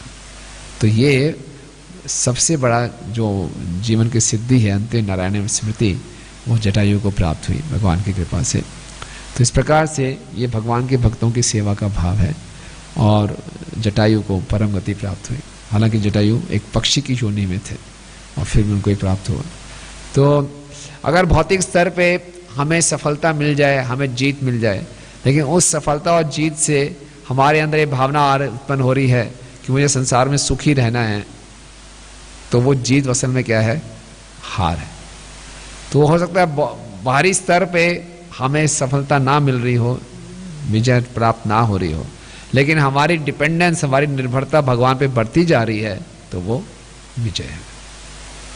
तो इसलिए भक्ति बहुत गहन है, राज विद्या राज गुह्यम। तो कई बार जो दिखता है वो होता नहीं, और जो नहीं हो, जो दिखता नहीं है वो होता है। तो इसलिए इसमें ये स्पिरिचुअल विजन से, आध्यात्मिक दृष्टिकोण से हमें हर परिस्थिति को देखने का प्रयास करना चाहिए। फिर हम देखते हैं कि यहाँ पे आज हम चर्चा की कि इन भाइयों में आपस में कितना प्रेम है। इसी प्रकार से राम, लक्ष्मण और सीता जी जब जाते हैं किष्किंधा में, तो उनकी भेंट सुग्रीव से होती है। और सुग्रीव और वाली का प्रसंग जैसे हमने चर्चा किया, ये भी दो भाई हैं और इनमें भी आपस में बहुत प्रेम था। और दोनों ऋषिकराज के पुत्र हैं। और साथ में जो सुग्रीव हैं इनके, वो सूर्य के भी पुत्र हैं, और बलि जो हैं इंद्र के पुत्र होते हैं। लेकिन दोनों अच्छे भाई हैं, लेकिन दोनों में एक मिसअंडरस्टैंडिंग हो जाती है। तो रामायण से हमें भी सीखने को मिलता है कि अच्छे अच्छे संबंध भी खराब हो जाते हैं एक मिसअंडरस्टैंडिंग के कारण, और कैसे हमें मिसअंडरस्टैंडिंग को डील करना चाहिए, है ना। तो बलि और सुग्रीव अच्छे भाई हैं, सब कुछ बढ़िया चल रहा है, और बलि बहुत बलवान है। तो एक बार एक मायावी दानव आता है और वो बलि को चुनौती देता है, और बलि बाहर आते हैं और मायावी दानव के पीछे भागते हैं। सुग्रीव भी उनके साथ साथ भागते हैं, और मायावी दानव एक गुफा में घुस जाते हैं। और बलि सुग्रीव को बोलते हैं मैं इस गुफा में जा रहा हूँ, तुम प्रतीक्षा करना बाहर। सुग्रीव बोलते हैं नहीं, मैं भी आपके साथ चलता हूँ। बोलते हैं तुम प्रतीक्षा करो, मैं अकेला ही बहुत हूँ इसके लिए। और अंदर चले जाते हैं, और सुग्रीव बाहर प्रतीक्षा करते रहते हैं। 1 साल बीत जाता है, बलि बाहर नहीं आते, और अंदर से बड़े जोर जोर से चिल्लाने की आवाज़ें आ रही हैं, रोने की आवाज़ें आ रही हैं। उसके बाद सब शांति, कोई आवाज़ नहीं आ रही। तो बलि सुग्रीव बहुत देर तक प्रतीक्षा करते रहते हैं, बाहर ही नहीं आ रहा कुछ। तो उनको लगता है गड़बड़ हो गई, लगता है वो मायावी दानव ने मेरे भाई को मार दिया, अब मैं क्या करूं। अब मैं यहाँ खड़ा रहता हूँ, तो अगर वो दानव बाहर आ गया, बलि उसको नहीं हरा पाया, तो मैं कैसे हरा पाऊंगा, मैं तो जाऊंगा ही जाऊंगा, और फिर पूरे राज्य पे राज कर लेगा तो कैसे होगा। तो मेरे को यहाँ से जाना चाहिए और अपने राज्य की सुरक्षा करनी चाहिए। लेकिन यहाँ से वो बाहर आ गया तो चलो मैं ठीक है, इस गुफा को बंद कर देता हूँ, वो बाहर ना आ सके।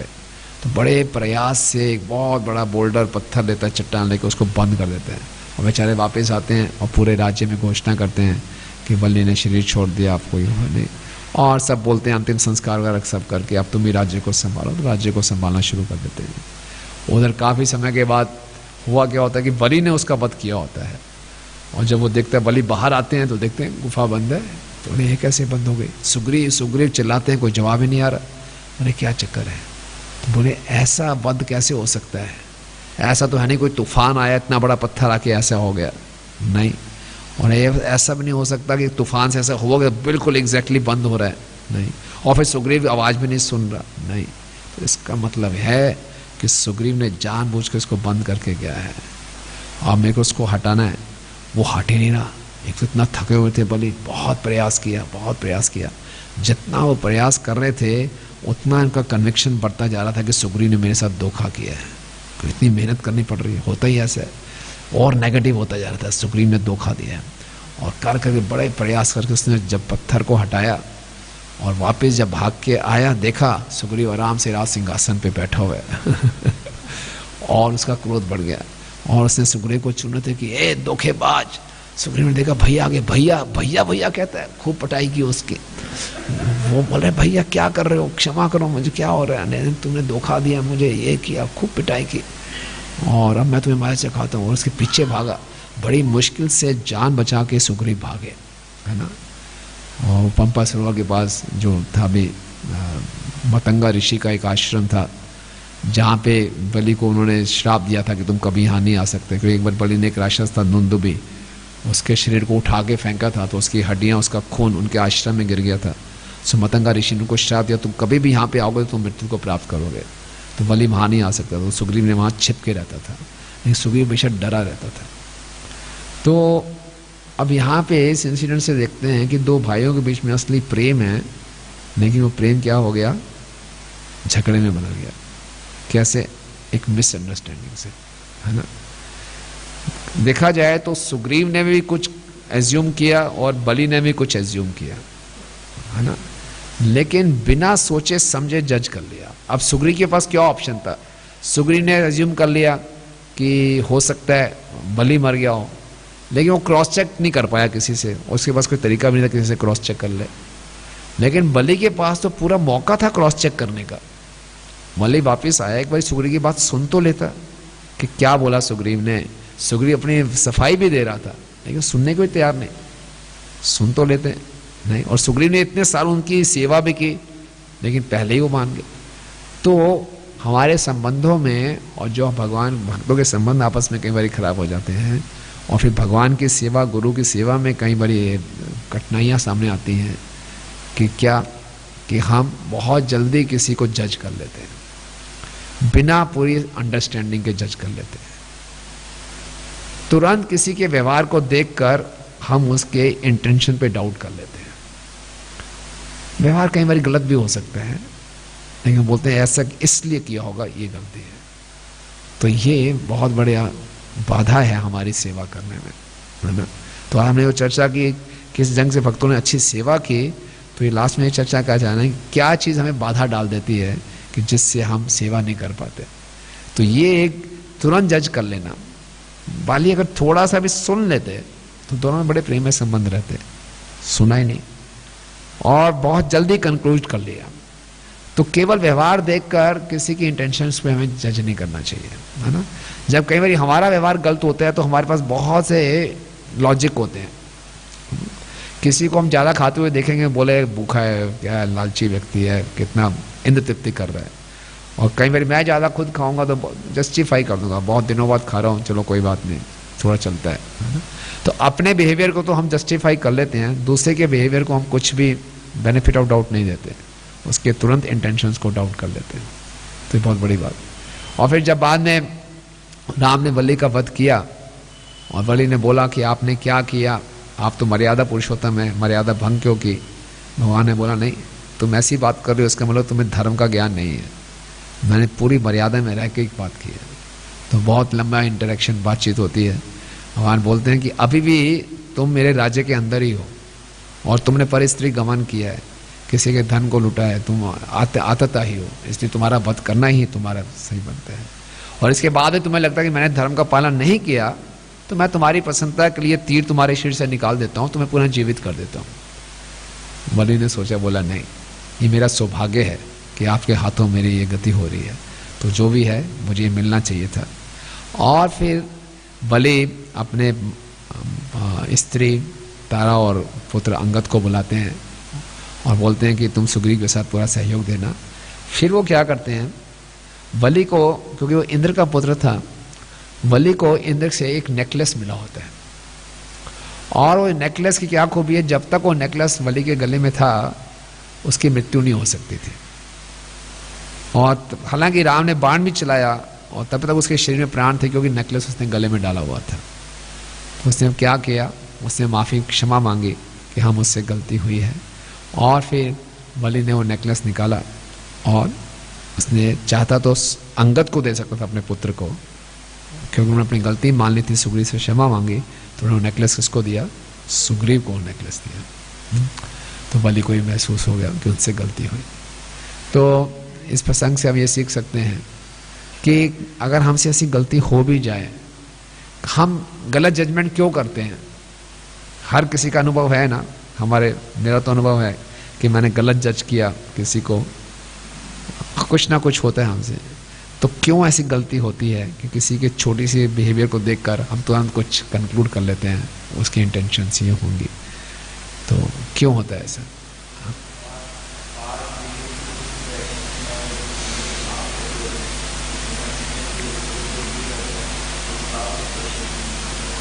हाँ, लेकिन बलि के इस प्रसंग में कोई पास इंप्रेशन था भी नहीं ऐसा भी होता है, पास इंप्रेशन होते हैं। लेकिन देखते हैं तो सुग्रीव ने हमेशा ही उनकी सेवा की थी, कभी भी ऐसा नहीं था कि इतिहास में कुछ गलत व्यवहार किया हो, हमेशा बड़े अच्छे आज्ञाकारी सेवा के रूप में रहते हैं। फिर भी ऐसा हो जाता है, हाँ, क्लैरिफिकेशन नहीं करते और बहुत जल्दबाजी में हम डिसीजन ले लेते हैं। और कई बारी अपने बुद्धि पे ओवर कॉन्फिडेंस होता है कि मैं ठीक सोच रहा हूँ, मैं ठीक ही तो सोच रहा हूँ, ऐसा ही हुआ होगा। और ये बहुत ज़्यादा हमारे भक्तों के संबंध को डिस्टर्ब करता है और हमारी सेवा में बाधा डालता है ना।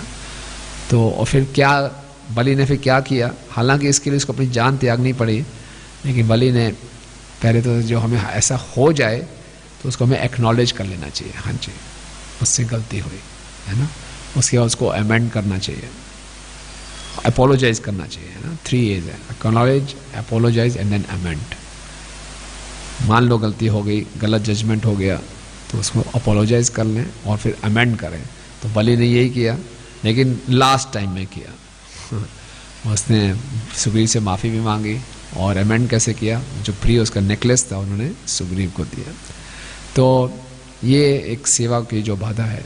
दूसरा हम देखते हैं सुग्रीव के चरित्र से, और कि जब सुग्रीव को मदद की भगवान ने और बलि का वध भी कर दिया, और सुग्रीव ने पूरा वचन दिया था भगवान को कि मैं अब सीता की खोज के लिए सारी वानर सेना दूंगा, लेकिन फिर चतुर्मास हो गया, बारिश का मौसम आ गया, और फिर भगवान सुग्रीव ने बोला भी हम कुछ नहीं कर सकते, 4 महीने बाद करेंगे।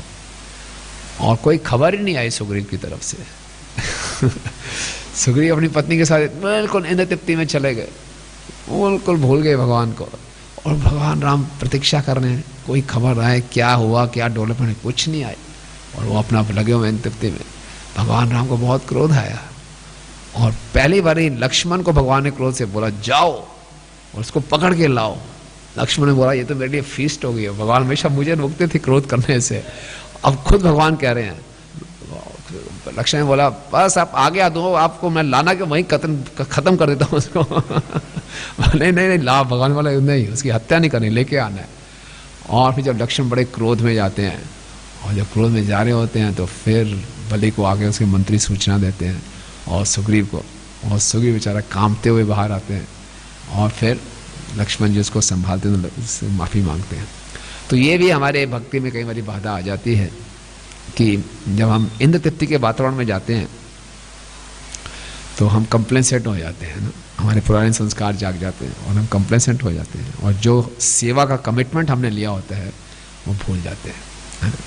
तो ये जो चर्चा की हमने अयोध्या वासियों की चर्चा की जिनका भगवान से पूरा प्रेम था, और एक लंका है जहाँ पे सारे असुर हैं, और बीच में क्या है, किशिखंड है। तो अयोध्या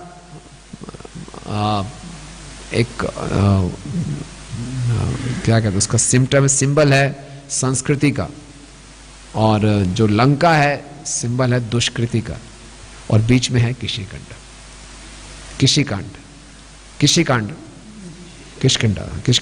बीच में है। तो हमारी स्थिति अयोध्या वासियों जैसे प्रेम भी नहीं है भगवान से, और लंका वासियों की तरह हमारे पूरी प्रवृत्ति असुरी प्रवृत्ति भी नहीं है। हमारी जो प्रवृत्ति ज़्यादा है किशिखंडा के लोगों की तरह है ना, सुग्रीव जैसे, तो बीच में है। तो इसमें हमें सही निर्णय लेना है कि हमें अयोध्या की तरफ बढ़ना है कि लंका की तरफ। दोनों प्रवृत्तियां हमारे बीच में हैं। तो सुग्रीव जी के इन 2 इंसिडेंट से हमें सीख सकते हैं कि नहीं, अगर इंद्र तृप्ति का वातावरण भी आता है तो कैसे हम गुरु की आज्ञा को हमेशा याद रखें। और इसलिए एक गुरु आए और उनको याद दिलाया, हिलाया सुग्रीव को, और फिर वो वापस जागे और भगवान की सेवा में लगे। और दूसरा, कोई भी हम जजमेंट ना करें बिना प्रॉपर अंडरस्टैंडिंग के। तो इस प्रकार से भगवान राम फिर जाते हैं, रावण के साथ युद्ध होता है, और हम देखेंगे कि भगवान राम के पास किसकी सेना थी, वानरों की सेना थी, और रावण के पास पूरा सोफिस्टिकेटेड सब कुछ था, सारे असुर थे, सब कुछ ऑर्गेनाइज था, और वानर लोग क्या ऑर्गेनाइज करोगे। और रावण के पास बहुत बड़े बड़े अस्त्र शस्त्र थे, और वानरों के पास कोई अस्त्र शस्त्र नहीं था। रावण अपने होम ग्राउंड में था, और बिल्कुल वो दूसरे स्थान पे गए। सारे के सारे जो चीजें किसकी फेवर में थी, रावण के फेवर में थे, लेकिन कहाँ थे वो, राम उनके साथ थे। तो सारे के सारे जो हमारे डिसएडवांटेज हैं वो एडवांटेज बन जाते हैं अगर हम कृष्ण और राम को अपने साथ रखते हैं। रावण ने उम्मीद भी नहीं की थी। रावण ने जब ब्रह्मा जी से वरदान मांगा था तो उसको इतना अहंकार था, उसने बोला था मुझे मृत्यु प्राप्त ना हो। बोले ऐसा तो हो नहीं सकता। तो जैसे हिरण्यकश्यप ने घुमा फिरा के बात की, उसने बोले सिद्ध लोगों से, गंधर्वों से, देवताओं से, किसी से मृत्यु प्राप्त ना हो। 2 लोगों को छोड़ दिया उन्होंने, मनुष्य को और पशुओं को। बोले हाँ ये कहाँ मार पाएंगे मुझे, है ना। ये तो ऐसे ही, मैं तो उनको सबको पसंद हूँ, लेकिन यहीं पे आके वो पकड़ा गया। तो और ऊपर से रावण के राज्य में इतनी समृद्धि थी, अपने अस्त्रों को खूब उसने फैसिलिटीज दे रखे थे, लेकिन भगवान ने कोई फैसिलिटी नहीं दे रखी थी। भगवान तो खुद सब कुछ त्याग के आए थे, भगवान को कुछ भी धन नहीं था। और जो असुरगण थे, रावण को काफी समय से जानते थे, अपना पूरे जीवन उनको देखा था उन्होंने, लेकिन भगवान राम का तो वानरों से अभी परिचय हुआ था। देखिए सब कुछ था, लेकिन फिर भी राम की विजय हुई, है ना। तो इसके पीछे क्या था? वानरों का समर्पण था भगवान राम के प्रति और भगवान राम का सुंदर चरित्र। इसीलिए हम प्रभुपाद जी को देखते हैं। प्रभुपाद जी कुछ भी नहीं था, बूढ़े व्यक्ति, और पृथ्वी पे अपने इंडिया में नहीं, बाहर गए फॉरेन लैंड में, कोई पैसा नहीं, कोई मैन पावर नहीं, और कैसे किन लोगों से शुरू किया? हिप्पी से शुरू किया, है ना। वानर्स बिल्कुल निकृष्ट लोग थे। उसे हम पढ़ सुन रहे थे, प्रभुपाद कहते हैं I come here to make you from hippies to happies. एकदम निकृष्ट लोगों से शुरू किया, बिल्कुल बड़े बड़े बाल थे, वानर जैसे लाइफस्टाइल था, फ्री सेक्स करते थे, नंगे घूम रहे थे, बिल्कुल वही स्थिति थी।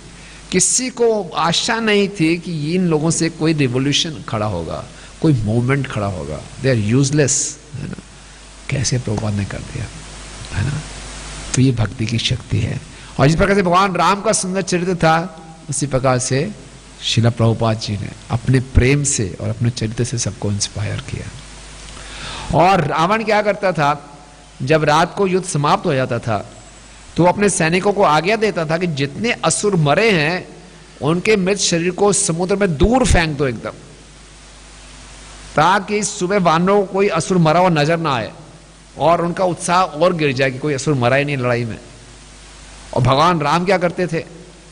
जब वानरों की हत्या हो जाती थी तो भगवान राम रात को जाते थे, उनके साथ शोक मनाते थे, उनके अंतिम संस्कार करते थे। और फिर देवतागण ने उनसे बोला, जब युद्ध समाप्त हुआ, देवतागणों ने भगवान राम से कहा कि हम आपको क्या वरदान दे सकते हैं। हालांकि भगवान उनको वरदान देने वाले हैं, नहीं, भगवान एक नर लीला कर रहे हैं। तो भगवान ने कहा ठीक है, अगर वर देना चाहते हैं तो मैं आपसे ये वर चाहता हूँ कि जितने भी वानरों की हत्या हुई है युद्ध में, आप उनको पुनः जीवित कर दें। जिनके शरीर बिल्कुल टूट फूट नहीं गए उनको आप जीवित कर दीजिए। तो देखिए, रावण की जो पॉलिसी थी यूज एंड थ्रो थी। वो मर रहे हैं तो जाओ मरो, ऐसा करोगे कोई संस्कार नहीं, कुछ नहीं, और दूर पानी में उनको फेंक दो, है ना। और भगवान राम क्या कर रहे थे? वानरों का इतना ध्यान रख रहे थे। और फिर देवताओं से वरदान मांगा तो ये मांगा कि सारे वानर पूरा जीवित हो जाए।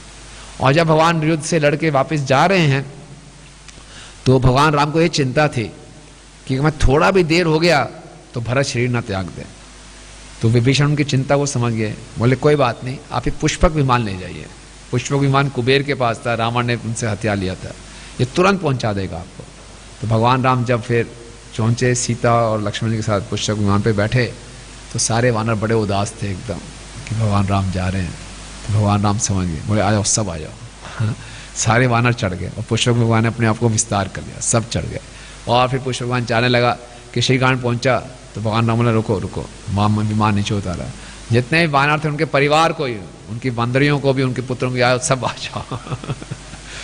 पूरा का पूरा परिवार, सारा का सारा पहुंचता है अयोध्या में, है ना। वहाँ हम पहुँचते हैं नंदीग्राम में, और भरत जी बहुत प्रसन्न होते हैं, बहुत प्रसन्न होते हैं। तो बोले फीस्ट हो जाएगी, फीस्ट ऑर्गेनाइज की जाती है। लेकिन जब फीस्ट ऑर्गेनाइज होती है, अब बोले बंदरों को खिलाएगा कौन? इतनी बड़ी फीस्ट ऑर्गेनाइज, इतने सारे बंदर, और ये तो ऑर्गेनाइज बैठ ही नहीं सकते। जय श्री श्री राधा राधिका रमन कृष्ण बलराम जगन्नाथ बलदेव सुभद्रा सुदर्शन जी के जय। तो हनुमान जी को इंचार्ज बनाया गया कि आपको संभालना है सारा ये प्रसाद डिस्ट्रीब्यूशन, इन सारे बंदरों को डिस्ट्रीब्यूशन करना, और किसी को नहीं। जय हो श्री श्री राधा राधिका रमन भगवान की जय, कृष्ण बलराम की जय। तो बोले कौन संभाले? हनुमान जी कहते मैं करूंगा। तो बड़े इष्ट गोष्ठी करके, देखो बैठना है चुपचाप, पंगत में बैठना है सामने। तो लाइन पंक्ति बनाई गई, सबको बैठाया गया, किया गया। तो हनुमान जी सब देख रहे थे और सब बड़े आज्ञा से बैठ के सब चुपचाप प्रसाद ले रहे थे, बांटा जा रहा था। तो इतना सब हो गया तो हनुमान जी सारा मैनेज कर रहे हैं। तो भगवान राम आते हैं, बोले हनुमान आपने प्रसाद नहीं लिया? तो बोले नहीं, मैं कोई जगह नहीं मिली। भगवान राम बोले बैठ जाओ। और भगवान राम का इतना स्नेह था हनुमान जी से, जिस केले के पत्ते पे भगवान राम पा रहे थे, हनुमान ने बोला आओ तुम भी यहीं पाओ। हनुमान बोले मैं आपका सेवक हूँ स्वामी, मैं आपके साथ कैसे पा सकता हूँ? ये क्या, ये बहुत बड़ा अपराध हो जाएगा। बोले नहीं, मैं कह रहा हूँ पाओ, मैं नहीं पा सकता। फिर भगवान राम ने क्या किया, बोला ठीक है, उस केले के पत्ते भगवान ने एक लाइन खींची ऐसे हाथ से, बोले ठीक है ये मेरा हिस्सा है, इसको आप पाओ। तो उसी दिन से केले के पत्ते में जो बीच में लाइन है वो राम जी के द्वारा खींची हुई है, और फिर हनुमान जी से इतना उनका स्नेह था। तो इस प्रकार से ये लीला होती है। और आज बहुत सुंदर दिन है, रामनवमी का दिन है, और भगवान राम का चरित्र, भगवान राम के गुण असीमित हैं। तो इसमें से कुछ मैंने प्रयास किया, और अपने शुद्धिकरण के लिए आप सब भक्तों का बहुत बहुत धन्यवाद। आपने इतने ध्यानपूर्वक उसको सुना, और ये मुझे मौका मिला भगवान का गुणगान करने के लिए। सीताराम लक्ष्मण हनुमान की, रामनवमी महोत्सव की, जगत गुरु श्रील प्रभुपाद की, निताई गौर प्रेमानंदे। किसी कोई प्रश्न या टिप्पणी है? यस शुक्ल प्रभु। हाँ जी।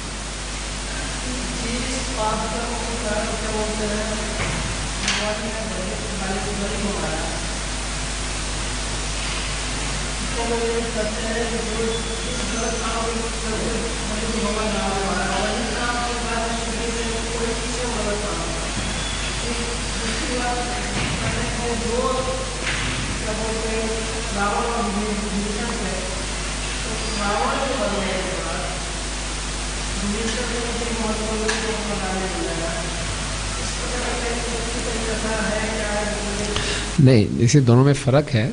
बलि ने तो सुग्रीव के जीवित रहते हुए उसके पत्नी का संग किया था, लेकिन वानर समाज में था कि जब भाई मर गया था तो उसकी पत्नी को बलि ने, सुग्रीव ने आश्रय दिया था, तो वो पाप नहीं था। लेकिन अनुज बधी भगनी छोटे भाई की औरत के साथ बलि ने जो वैसा व्यवहार किया, तब भगवान पूछे, बलि ने पूछा कि नाथ बाली में अरुदो भाई प्रीति रही कछु बरनी न जाई, कि नाथ हम और बाली और सुग्रीव दो भाई थे, इसमें हम दोनों में इतना प्रेम था कि कोई उसका मतलब तुलना नहीं कर सकता था। लेकिन कौन कारण था कि आपने मुझे मारा? तो भगवान राम ने कहा कि नहीं, अनुज बधी भगनी सुत नारी, जो मनुष्य पे मतलब बिलो की मतलब गलत दृष्टि डालता है, छोटे भाई की औरत के साथ, बहन के साथ, बेटी के साथ, उसको मारने में कोई दोष नहीं, भगवान राम ने कहा। आता ही है वो। हाँ। लेकिन वो सुग्रीव के जीवित होते हुए उसने ऐसा किया। बलि की तो मृत्यु हो गई, अब उसकी पत्नी और बच्चों को कौन सहारा देगा? सुग्रीव ने सहारा दिया उनको। इसी ढंग से विभीषण ने रावण की मृत्यु के बाद किया, वो तो आश्रय दिया उन्होंने, लेकिन बलि ने उनके साथ जबरदस्ती की सुग्रीव के होते हुए। उस परिस्थिति में शास्त्र के विरुद्ध नहीं है। no, उस समय नहीं था, द्वापर युग में नहीं था ऐसा। और त्रेता युग में सॉरी। जैसे कि स्टार्टिंग आपने बताया था कि जब भरत वापस आते हैं और वो देखते हैं कि भगवान राम नहीं है, तो पूछते हैं वो कि भगवान राम को करे वनवास भेज दिया, उसने क्यों भेज दिया उनको, कि उन्होंने क्या ऐसा किया था। जैसे वो बोलते हैं कि अगर उन्होंने ऐसा कुछ किया था कि कोई कुछ गलत काम किया तो फिर तो उसका इंटेंशन ये था कि अगर कुछ ऐसा है तो मैं वो उसके लिए भी रेडी हूँ, उनको छोड़ने के लिए। तो पूरे रामायण में एक चीज़ ये वो दिखता है कि वो मर्यादा को बहुत इम्पोर्टेंस देते हैं। इसमें देखते हैं ऐसे, लेकिन अगर हम देखें कि चैतन्य लीला में होता है, श्रीवास ठाकुर को बताते हैं कि अगर बोलते हैं नित्यानंद प्रभु कुछ गलत भी करते हैं, अगर मंदिरालय में भी जाएं, वैश्या वाले स्थान पे भी जाएं, तब भी मैं उनको उस तरीके से नहीं रिजेक्ट नहीं करूँगा या उनके उस दृष्टि से सोचूंगा नहीं। तो रामायण में हर जगह ज़्यादा ये दिखाता है कि मर्यादा को ज़्यादा प्रेफरेंस दिया जाता है। तो ये क्या मोरालिटी को हम ज़्यादा इंपॉर्टेंस दे रहे हैं कृष्णा कॉन्शियसनेस के या फिर ट्रांसेंडेंस के? नहीं, ऐसा नहीं है। ये जय श्री प्रभुपाद की जय, ये हमें हर युग के उसकी संस्कृति के हिसाब से देखना होगा, है ना। नित्यानंद प्रभु अवधूत है। अवधूत मतलब किसी वर्णाश्रम से परे है और पूरे प्रेम में उन्मत्त है, तो पूरे वो वर्णाश्रम के नियमों से ऊपर है इसलिए। और भगवान राम एक नर लीला कर रहे हैं, एक आदर्श राजा के रूप में स्थापित हो रहे हैं, तो उनको वैसे आदर्श स्थापित करने हैं। चैतन्य महाप्रभु एक सन्यासी पूरे स्ट्रिक्ट थे। चैतन्य महाप्रभु कैसे कोई अवधूत वाला व्यवहार नहीं किया, पूरा सख्त एकदम सन्यासी का व्यवहार किया। और छोटा हरिदास ने थोड़ी सी भी गड़बड़ की उनको रिजेक्ट कर दिया उन्होंने, दिखने में ऐसा दिखाया उन्होंने। लेकिन नित्यानंद प्रभु अवधूत हैं तो मानते नहीं, वो बोलते नहीं मेरी पूजा से अधिक नित्यानंद प्रभु की पूजा करो, तो उसको स्थापित किया महाप्रभु ने स्वयं। इसलिए ऐसा is beyond all rules and regulations Nityananda Prabhu. लेकिन हमें उसको फॉलो नहीं करना है ऐसे, जब तक हम अवधूत के स्तर पे ना आ जाए, प्रेम में उन्मत्त ना हो जाए। हमारे लिए तो अभी नैतिकता बहुत इंपॉर्टेंट है। हम वर्णाश्रम में ही हैं अभी, हम ब्रह्मचार्य आश्रम में हैं, गृहस्थ आश्रम में, तो आश्रम के नियमों को अच्छे ढंग से पालन करना है।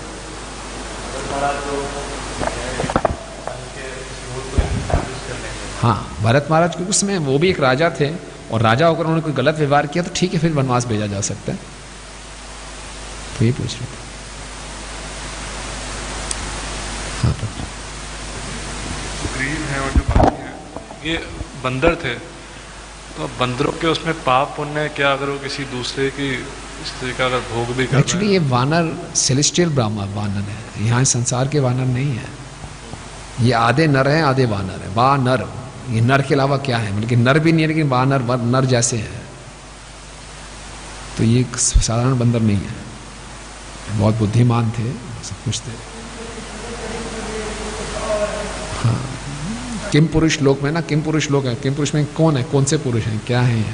तो बीच के हैं, वानर और बंदर और नर के बीच में। तो जी क्या हाँ, क्या 4 लाख उनको लगा 4 लाख स्पीशीज जो ह्यूमन है उसके अंदर फिर हाँ कर्म योनि में आ रहे हैं, तो ह्यूमन फॉर्म में। हाँ,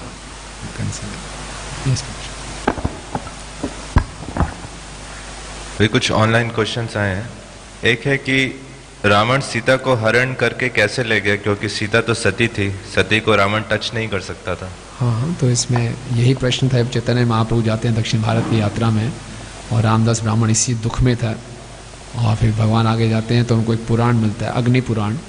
और अग्नि पुराण में वर्णन आता है कि जब सीता मैया और भगवान राम की लीला थी, जब रावण आए थे तो सीता मैया अग्निदेव के पास चली गई थी, और एक माया सीता, छाया सीता ही बाहर आई थी, जिसको रावण ने छुआ था। सीता जी तो भगवान की लादनी शक्ति, अंतरंगा शक्ति है, रावण उनको छू भी नहीं सकता। एक है कि माता हमारी पहली गुरु होती हैं, तो क्या भाई के लिए माँ का त्याग किया जा सकता है? जैसे भरत महाराज ने भाई के लिए माता का त्याग किया। हाँ, माता पहली गुरु। भाई भगवान है, स्वयं राम है। घरेलू लड़ाई झगड़ा नहीं है कि कोई घरेलू डिस्प्यूट हो गया तो उसमें ये सारी कंसिडरेशन होंगी, लेकिन ये भगवान राम एक तरफ हैं और कोई भी हम संबंध दूसरी तरफ, अगर वो भगवान राम के विरुद्ध जा रहा है तो उसको त्यागने में डरना नहीं।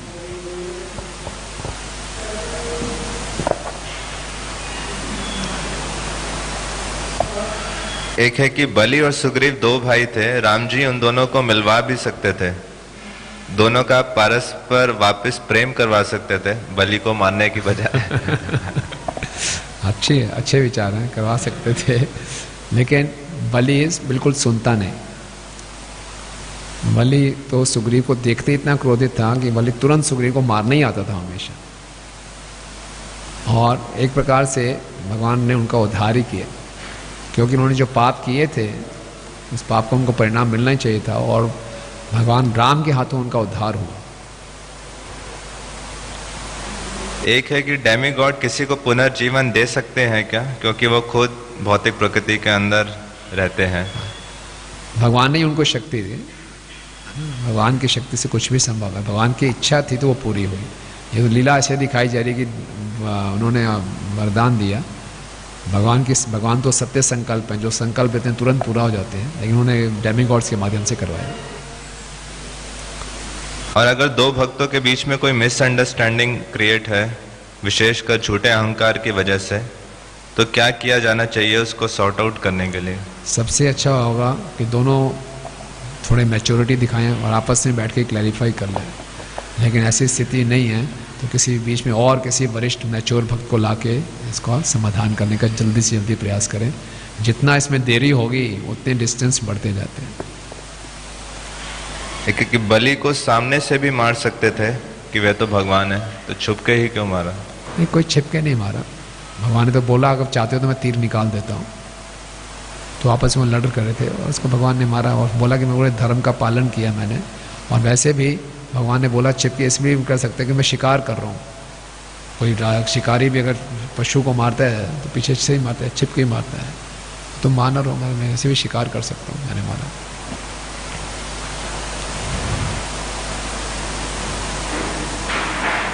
एक है कि बलि और सुग्रीव जब युद्ध कर रहे थे, 1 साल नहीं, बलि जो असुर के साथ युद्ध कर रहा था, तो 1 साल तक बिना खाए पिए कैसे कोई सरवाइव कर सकता है? ये हम अपने हिसाब से जज करेंगे तो संभव नहीं है। तो इन चरित्रों को हमें अपने से कंपेयर करके नहीं देखना है। ये दूसरे युग की बातें हैं और बिल्कुल अलग लोक की बातें हैं। और दूसरा प्रश्न विषय से संबंधित है। त्रेता में लिखा है कि एवरेज एज होती है 10,000 साल, तो जटायु की 60,000 वर्ष आयु कैसे थी? त्रेता में 1 लाख साल। 1 लाख साल। ठीक। जगत गुरु शिला प्रभुपाद की जय। भाई गौर प्रेमानंदे, सीताराम लक्ष्मण हनुमान की जय। इसके रुक्मणी कृष्ण प्रभु जी की निताई गौर प्रेमानंदे।